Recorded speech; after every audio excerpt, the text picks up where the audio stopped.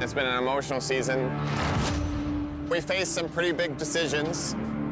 Buying Dominion scared me, but it looks like this purchase was worth it. Le nom à lui seul évoque le courage, la résilience et la détermination. Connu pour sa ténacité lors de la ruée vers l'or, il a affronté d'innombrables dangers en quête de fortune. Mais cette fois, les choses sont différentes. Sa vie est en jeu après un terrible accident sur le chantier. Tout a dérapé. C'était censé être une nouvelle journée de fouille. Une autre chance de trouver de l'or. Mais au lieu de cela, Parker se retrouva dans un cauchemar. Un cauchemar qui n'avait rien à voir avec l'or, l'argent ou le succès. Il s'agissait de survivre. Pour la première fois, l'intrépide chercheur d'or ne se battait pas seulement pour le profit. Il luttait pour sa vie. Alors, que s'est-il passé? Comment l'un des mineurs les plus expérimentés s'est-il retrouvé dans une situation aussi désespérée? Et surtout, redeviendra-t-il un jour le même? Un héritage de danger. Pour comprendre comment Parker est arrivé là, il faut savoir d'où il vient. Né dans la nature sauvage et accidenté de Haines, en Alaska, Parker Schnabel était destiné à la vie de mineur. Dès son plus jeune âge, il fut inspiré par son grand-père, John Schnabel, un mineur d'or chevronné profondément ancré dans la mine Big Nugget. Alors que la plupart des enfants passaient leur journée à jouer à des jeux vidéo, Parker apprenait les ficelles de l'un des métiers les plus dangereux au monde. À 6 ans, il dirigeait déjà une équipe de leur nouveau patron de mine adolescent. Ouais, tu peux conduire la pelleteuse et Gary, tu peux conduire le camion. Je suppose que c'est non. Il a montré au monde qu'il n'était pas un simple gamin qui s'amusait avec les machines lourdes. Mais le récent accident l'a confronté à une dure réalité. Peu importe l'expérience, le monde de l'extraction d'or est imprévisible et le danger est toujours au coin de la rue. L'ascension de Parker vers la gloire dans Gold Rush. Les téléspectateurs ont vu Parker passer d'un adolescent déterminé à un vétéran respecté dans Gold Rush. À chaque saison, ses ambitions grandissaient. Ses risques étaient plus grands et sa concentration plus précise.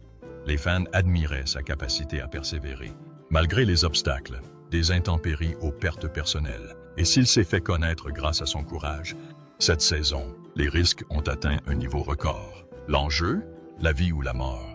Imaginez un jeune homme prêt à se dépasser, rien que pour le frisson de l'or. Parker ne cherchait pas seulement à faire du profit, il cherchait à laisser un héritage. Mais dans le monde de l'orpaillage, même les plus expérimentés sont à un jour de la catastrophe. L'incident qui a tout changé. Cette saison, Parker a porté son ambition vers de nouveaux horizons, affrontant une concurrence plus féroce et les dangers d'un nouveau site minier. Mais l'ambition a un prix. Le territoire était isolé, le terrain difficile et le climat impitoyable. Chaque jour, Parker luttait contre la nature, déterminé à s'approprier ce qui se trouvait en dessous. Et puis, c'est arrivé. Un effondrement catastrophique a secoué son équipe et a laissé Parker en vie. De fortes pluies avaient déstabilisé le terrain sur lequel il travaillait. En un instant, tout était sous contrôle. Ensuite, une vaste étendue de terre s'est effondrée, piégeant Parker et plusieurs membres de l'équipage dans une situation chaotique et potentiellement mortelle. Parker a frôlé la mort. Parker s'est retrouvé piégé, incapable de bouger, tandis que le monde autour de lui s'effondrait. Son véhicule se retourna, partiellement enseveli sous les débris. L'espace d'un instant, on crut que c'était la fin. La poussière emplissait l'air, et la panique s'empara de l'équipage qui se précipitait pour libérer Parker et les autres. Attention, attention, attention, Parker, Parker! Mais l'effondrement a créé une bombe à retardement. Le moindre faux pas aurait pu déclencher d'autres glissements de terrain. Ils devaient agir vite s'ils voulaient sauver leur chef. Les opérations de sauvetage ont commencé immédiatement, mais le sol instable rendait chaque seconde critique. Parker et son équipage ont passé des heures coincés dans l'épave, leur sort incertain. L'équipe de sauvetage a dû équilibrer son désir de sauver des vies avec le risque d'aggraver la situation. Chaque instant semblait durer une éternité. Le chef d'équipage, qui avait toujours semblé intouchable, ne tenait plus qu'à un fil. Une survie miraculeuse. Finalement, après ce qui lui sembla une éternité, ils le rejoignirent. Parker Schnabel avait survécu, mais il n'était pas indemne. Des côtes cassées et une commotion cérébrale étaient le cadet de ses soucis. Cette épreuve l'avait profondément bouleversé. Alors qu'il le sortait des décombres, il était clair que l'accident avait eu bien plus que des conséquences physiques. Parker, qui avait toujours semblé invincible, avait dû faire face à sa propre mortalité. Les réflexions de Parker, dans les jours qui suivirent, Parker se retrouva à réfléchir à ses choix. Pour la première fois, il se demanda si les risques en valaient la peine. L'extraction de l'or avait toujours été sa passion, son objectif. Mais cette expérience l'avait forcé à affronter la réalité de son mode de vie. Parker ne se contentait pas d'une saison difficile. Il était confronté à la dure réalité de ce qu'il était prêt à sacrifier. Et si les blessures physiques guériraient, les cicatrices mentales resteraient gravées en lui longtemps. Parker a admis « J'ai déjà affronté le danger ». Mais là, c'était différent. C'était une question de vie ou de mort. Pour quelqu'un qui se targuait de son éthique de travail et de sa résilience, cet incident a été un signal d'alarme. L'accident l'a transformé. Et même s'il rêve toujours de trouver de l'or, il commence à comprendre que certains risques ne valent peut-être pas la peine d'être pris. Le long chemin de guérison de Parker après le sauvetage. Parker a été rapidement transporté à l'hôpital le plus proche, où les médecins ont soigné ses côtes cassées et sa commotion cérébrale. Physiquement, il guérirait, mais mentalement, il était en territoire inconnu. Pour un homme qui avait passé toute sa carrière à repousser les limites du risque, cette situation critique l'a forcé à ralentir et à réfléchir au prix de son ambition.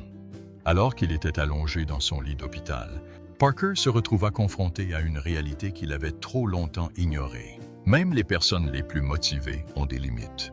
Et cette fois, ces limites avaient failli lui coûter la vie. Pendant des années, Parker s'était concentré sur un seul objectif, récolter le plus d'or possible. Mais cet effondrement lui a montré à quel point l'environnement pouvait être impitoyable. Ce n'était pas un simple défi à relever. Ce fut un signal d'alarme. Parker savait qu'il avait repoussé ses limites. Lui et son équipe. J'ai toujours cherché à obtenir des résultats, a-t-il admis. Mais maintenant, pour la première fois, il commençait à prendre conscience des dangers qu'il avait acceptés de bon gré. L'exploitation minière ne se résumait pas à extraire de l'or. Il s'agissait de trouver un équilibre entre cette quête et la sécurité. Un équilibre qu'il réalisait ne pas avoir toujours respecté. Le poids de la responsabilité. Pour Parker, le poids de la responsabilité était lourd. Il ne s'agissait pas que de lui. Son équipage comptait sur lui pour gagner sa vie. Et voir la peur dans leurs yeux lors de l'effondrement a changé quelque chose en lui. « Ces gars sont comme une famille pour moi », a-t-il dit, la voix chargée d'émotion. Savoir que j'aurais pu les perdre m'a profondément affecté. Cet incident a mis en lumière une dure réalité. Ses actes ont eu un impact non seulement sur sa vie, mais aussi sur celle de ceux qui lui faisaient confiance. Il savait qu'il ne pouvait pas continuer à pousser tout le monde à bout sans prendre en compte les risques. Cette plante a une largeur de passage de sluice bien plus grande, ce qui devrait augmenter notre superficie et nous aider à écouler toute la paix ici à Dominion, dans le gouffre financier que nous devons gérer. C'est un peu risqué de se lancer dans une technique qui n'a pas encore été testée en fin de saison, mais nous allons tenter notre chance. Déterminé à changer les choses, Parker a commencé à comprendre que le succès ne résidait pas seulement dans la quantité d'or extraite, mais aussi dans la manière dont il y parvenait. « Je dois être plus prudent », a-t-il reconnu. « Je ne peux pas continuer à me pousser, moi et mon équipe, jusqu'au bout. » Pour Parker, ce n'était pas une défaite. C'était une leçon. Il pouvait encore poursuivre ses rêves, mais avec une approche plus intelligente et plus prudente. Cet accident lui avait donné une perspective qu'il n'avait jamais eue auparavant. La guérison ne fut pas facile. Ses blessures physiques l'ont éloigné du site minier, et les conséquences psychologiques ont perduré longtemps après sa sortie de l'hôpital. Mais Parker était déterminé à se remettre sur pied, même si cela impliquait de ralentir son rythme. Les fans de Gold Rush ont remarqué un Parker différent à son retour. Il y avait en lui une certaine prudence, un nouveau respect pour les dangers du métier. Le mineur autrefois acharné était désormais plus mesuré, plus réfléchi dans son approche. Le frôlement de la mort de Parker a suscité un débat important parmi les fans de Gold Rush. Beaucoup ont commencé à s'interroger sur les implications éthiques des émissions, de télé-réalité qui poussent les stars dans leur retranchement au nom du drame et de l'audimat. Le prix de ces situations extrêmes était-il trop élevé? La vie de Parker valait-elle les moments de suspense à l'écran? Certains fans ont exprimé leurs inquiétudes, appelant l'émission à une approche plus prudente dans ses méthodes de tournage. Pour Parker, l'incident lui a fait prendre conscience de ses pressions, l'amenant à se demander si le format de l'émission ne le poussait pas parfois au-delà de ses possibilités. La récente frôlement de la mort de Parker est un rappel brutal du côté obscur de l'extraction de l'or. Des terrains effondrés aux conditions météorologiques extrêmes, la profession est semée d'embûches auxquelles les mineurs sont confrontés chaque jour. Si l'excitation de la chasse et la perspective de faire fortune motivent des personnes comme Parker, le métier est aussi éprouvant pour le corps que pour l'esprit. Les mineurs travaillent de longues heures dans des endroits isolés, souvent loin de toute assistance médicale. La pression incessante pour atteindre les objectifs de production ne fait qu'accroître les risques, créant un environnement à enjeux élevés où les erreurs peuvent être fatales. Pour Parker, cet effondrement a brutalement rappelé qu'aucune expérience ne peut protéger totalement les mineurs des dangers imprévisibles auxquels ils sont confrontés au quotidien. Avant l'accident, Parker était concentré sur son objectif. L'or était tout ce qui comptait. Mais, allongé dans son lit d'hôpital, ses pensées ont changé. Sa vie, sa santé et les personnes qui lui étaient chères sont devenues plus importantes que jamais. C'était une perspective qu'il n'avait jamais eue auparavant, et il savait qu'il ne pouvait pas l'ignorer. Cela ne signifie pas pour autant que Parker est prêt à abandonner son rêve de devenir mineur. Chaque dollar que je dépense en Alaska vaut probablement 5 fois plus cher ici. Et l'or s'en fiche. L'or se fiche qu'il vienne d'Alaska, de Bolivie, de l'océan ou de la Lune. Loin de là. Mais cela signifie qu'il commence à aborder ses rêves avec plus de prudence. Il se rend compte que certains risques ne valent peut-être pas la peine d'être pris, quelle que soit l'importance du gain. Trouver un équilibre. Dans les mois qui ont suivi l'accident, Parker a profondément réfléchi à sa vie et à ses objectifs. Il avait toujours été animé par l'ambition, mais il comprenait désormais que poursuivre ses rêves ne signifiait pas nécessairement tout risquer. Être plus intelligent dans la poursuite de ses objectifs est tout aussi important que les objectifs eux-mêmes, a-t-il admis. Alors qu'il commençait à reconstruire sa carrière, Parker s'est efforcé de trouver un équilibre, un moyen de vivre sa passion sans sacrifier sa vie ni la sécurité de son équipage. C'était un nouveau défi qui allait mettre à l'épreuve sa capacité d'adaptation et de développement. Quelle sera la prochaine étape pour Parker? Les fans de Gold Rush se demandent encore quelle sera la prochaine étape pour Parker. Va-t-il continuer à se dépasser, lui et son équipe, ou va-t-il prendre du recul et se concentrer sur sa sécurité? L'accident l'a définitivement transformé, mais seul le temps nous dira s'il est prêt à ralentir ou à se dépasser. Une chose est sûre, Parker est un homme déterminé. Il a déjà affronté des défis difficiles, et cette nouvelle épreuve ne fait pas exception. Ses fans savent qu'il ne reculera pas facilement, mais ils l'observent attentivement pour voir s'il abordera la prochaine saison avec la même détermination ou une prudence retrouvée. La dernière question, le dernier frôlant la mort de Parker fait-il partie des risques liés à l'exploitation aurifère? Ou y a-t-il quelque chose de plus profond? Seul Parker peut répondre à cette question. Tout ça me paraît vraiment bizarre. On a passé les 5 dernières années à chercher un projet colossal et on vient d'en avoir un. Je devrais être ravi. Et à mesure qu'il progresse, ses fans seront là, impatients de voir s'il trouvera le moyen de maintenir sa passion en vie tout en restant en sécurité. Parker Schnabel poursuivra-t-il sa quête incessante de l'or? Ou reconnaîtra-t-il enfin les limites qu'il doit respecter? Seul l'avenir nous le dira. La nouvelle approche de Parker en matière d'exploitation minière.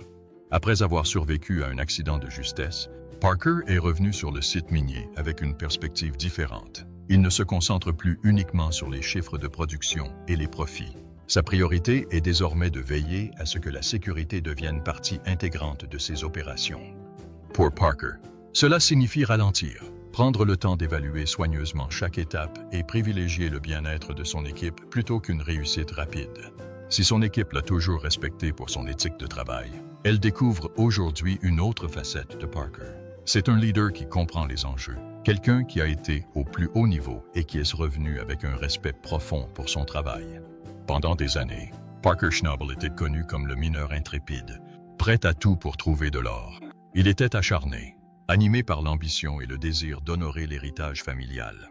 Mais après l'accident, tout ce qu'il pensait savoir sur lui-même a été remis en question.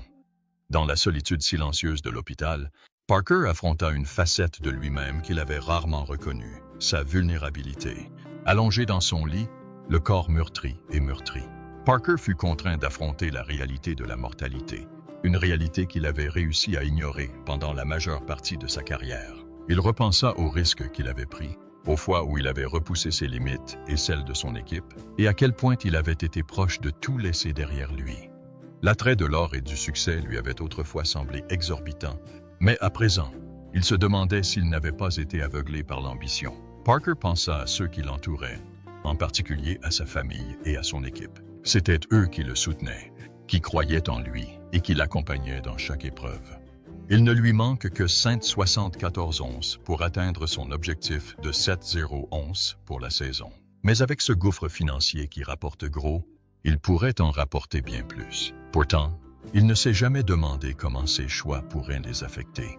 Ce qui s'est passé si près n'était pas seulement une question de survie, mais aussi de l'impact de ses décisions sur son entourage. Dans les jours qui ont suivi l'accident, Parker est devenu plus introspectif. L'accident n'a pas été qu'un simple coup dur physique, c'était un réveil mental et émotionnel. Il réalisa qu'il ne pouvait pas continuer à se dépasser sans réfléchir aux conséquences. Il ne s'agissait pas seulement de chercher de l'or, mais de trouver un sens à sa vie au-delà de la quête de richesse et de succès. Pour la première fois, il se demanda quel héritage il souhaitait vraiment laisser. Il se souvenait des histoires que son grand-père lui racontait, des histoires de travail acharné, de respect de la terre et d'amour du processus. Son grand-père lui avait inculqué une passion pour l'exploitation minière, mais il lui avait aussi appris la valeur de l'équilibre. Parker commença à se demander s'il avait perdu de vue ses enseignements dans sa quête obstinée de plus d'or, de gloire et de reconnaissance. À mesure qu'il se rétablissait, Parker s'engagea à redéfinir son approche. Il ne s'agissait pas seulement de faire preuve de prudence au travail, mais d'adopter une nouvelle philosophie. Il a compris que la véritable force ne consistait pas à ignorer la peur ou la douleur, mais à les reconnaître et à en tirer des leçons. L'exploitation minière ferait toujours partie de sa vie, mais il souhaitait désormais s'y consacrer en honorant l'héritage de son grand-père et sa nouvelle vision de la vie. Parker savait qu'à l'avenir, il exploiterait l'exploitation minière avec détermination. Il continuerait à prendre des risques, mais calculés, conscient de leur impact sur lui-même et son équipe. Pour la première fois, il comprenait que sa valeur ne résidait pas dans l'or qu'il extrayait ou la renommée qu'il gagnait, mais dans l'intégrité et le respect avec lesquels il abordait son travail. Cette expérience lui avait apporté une certaine clarté et une nouvelle raison d'être.